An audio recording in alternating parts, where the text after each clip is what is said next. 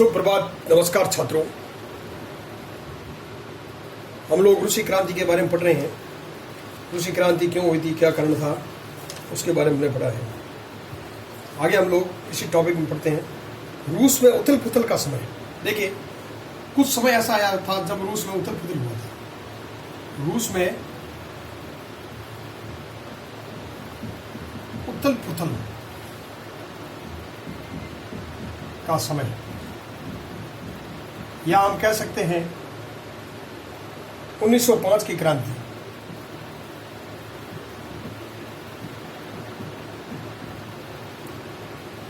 इसमें हुआ यह था, पहला, रूस एक निरंकुशी जारशाही था जो कि 20वीं शताब्दी की शुरुआत के अंदर संसद के अधीन नहीं था। रूस की जो संसद थी उसका नाम था ड्यूमा। याद रखेंगे, रूस की संसद का नाम क्या था? ड्यूमा। ये प्रश्न कई बार पूछा जाता है। रूस की संसद का नाम था ड्यूमा। 1905 में जिस समय रूस की क्रांति, उस समय जारशाही का शासन था जो कि निरंकुश थे। कैसे थे? निरंकुश, जिस पर किसी प्रकार का कोई अंक नहीं हो, अंक यानी अंकुश नहीं हो। न ये वह राष्ट्रीय संसद के अधीन में था, राष्ट्रीय संसद के अधीन में नहीं था।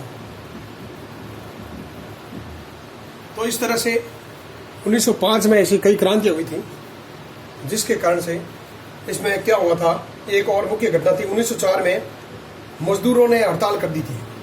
1904 के अंदर मजदूरों ने हड़ताल इसलिए कर दी थी क्योंकि उनको वेतन कम दिया जाता था और नहीं के बराबर, और मजदूरों को निकाला जाने लगा।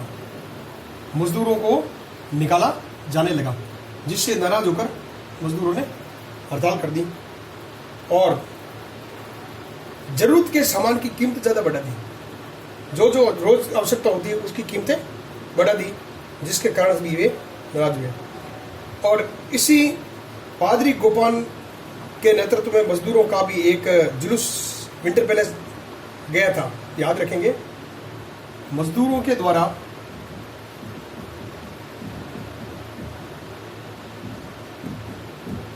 जुलूस निकाला गया था। जो विंटर पैलेस मतलब राजा का शासन जहाँ था, राजमहल कहते हैं, वहाँ गए थे। लेकिन मजदूरों पर जबरदस्त हमला हुआ, जिसमें करीब 100 मजदूर मारे गए और 300 घायल हो गए। इस तरह से ये जो था क्रांति का एक बड़ा सूत्रपात बना। उसके बाद में इतिहास को इस घटना में खूनी रविवार के नाम से जानते हैं। यह घटना जो थी, ये खूनी रविवार के नाम से जानी जाती है। रविवार के दिन घटना हुई थी, इसका नाम खूनी रविवार दे दिया गया। 1905 में क्रांति की शुरुआत भी इसी घटना के कारण हुई थी। 1905 के अंदर जो क्रांति हुई थी वो इसी के कारण से शुरू हुई थी। और वकीलों, डॉक्टरों और मध्यम वर्गीय कामगारों ने संविधान सभा में भाग करते हुए यूनियन की स्थापना की। और 1905 में संविधान की रचना के लिए सोशल डेमोक्रेट वादियों ने क्रांतिकारियों के साथ लेकर किसानों और मजदूरों के बीच में काम कर दिया। इस तरह से यह घटना की पूर्ण तरह जानकारी प्राप्त होती है। अब मेन बात है क्रांति के, रूसी क्रांति के परिणाम। पॉइंट लिखेंगे इसके, रूसी क्रांति के परिणाम। रूसी क्रांति के परिणाम, ये मोस्ट इंपोर्टेंट पॉइंट है, याद रखेंगे। पहला पॉइंट है जार के शासन का अंत। जार के शासन का अंत, जैसे मैंने आपको पहले बता दिया था। और इस समय रोमने वंश, इस समय रोमने वंश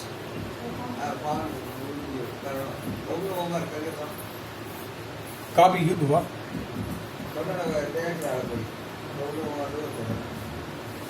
और इसी समय जार निकोलस द्वितीय को गोली मारकर, जार निकोलस द्वितीय को गोली मार दी गई।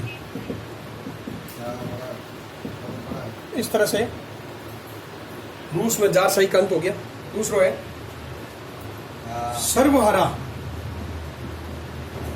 वर्ग की स्थापना।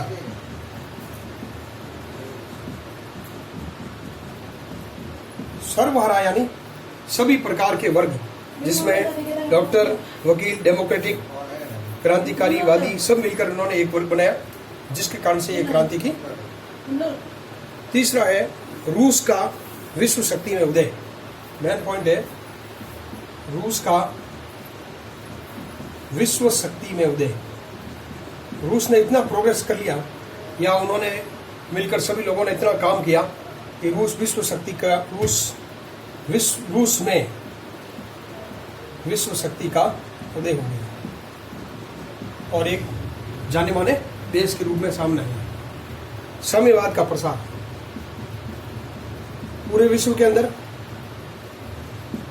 रूस के अंदर चले जाने वाला साम्यवाद का प्रसार हुआ और सभी लोग रूस को साम्यवादी रूस के रूप में जाने लगा। पांचवा है जर्मनी की संधि। हम लोग जानते हैं कि उस समय दूरी राष्ट्र जर्मनी, इटली और जापान तीनों एक थे, हार गए थे, और उसी समय जर्मनी से मित्र राष्ट्रों ने संधि कर ली थी। छठा पॉइंट है कृषक व मजदूरों की स्थिति में सुधार। कृषक व मजदूरों की स्थिति में सुधार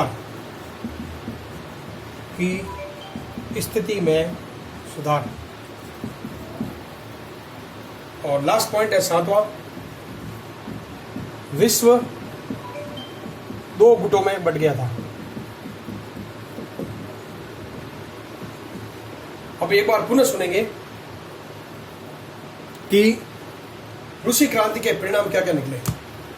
जार के शासन का अंत हो गया, यानी जार निकोलस द्वितीय को जो अत्याचारी था उसको गोली मारकर समाप्त कर दिया गया। सर्वहारी वर्ग की स्थापना हो गई थी। रूस में विश्व की शक्ति का उदय हो गया था। रूस जो था वो विश्व के अंदर शक्ति के रूप में जाना जाने लगा। साम्यवाद का प्रचार हो गया।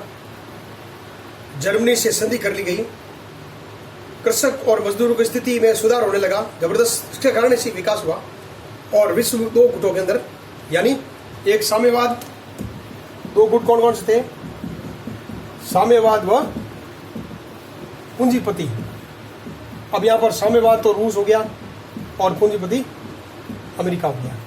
तो विश्व जो था वे दो गुटों में बढ़ गया। मैं एक बार और बता देता हूं आप लोगों को कि ये रूसी क्रांति आज अपने समाप्त हो गई है। यदि किसी को पॉइंट कोई वीडियो में ढंग से नहीं आ रहा है तो मैंने मौखिक बोला है, आप ध्यान से सुन लें और उसको नोट कर लें। धन्यवाद।